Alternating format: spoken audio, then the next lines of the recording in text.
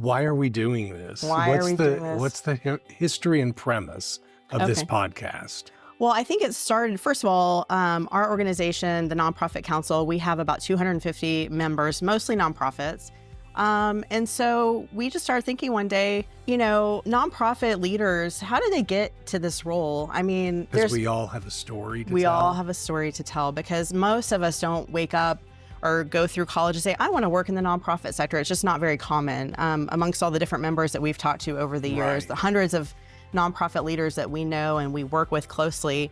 There's usually, an interesting career path, or, maybe a family or life event that happened that caused them to want to get into the sector, or, some sort of big event. So we just want to uncover those stories, because last year we did we were on somebody else's show as a Facebook Live.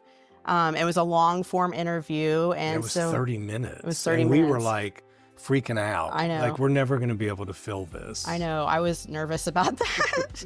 But once we got to start talking with Ernie Zuniga with Pickup Lines, we got to tell more of the story about our organization and the giving day that we run, the Big Give, and get to talk about the history. And even some of our history together. Sure. And a lot of interesting things were uncovered. And I started following his show because of the stories that people tell of how they get into the positions they do. And so I think we want to know about the nonprofit sector specifically, and how do people get in this line of work. Yeah. So that's the premise. It is.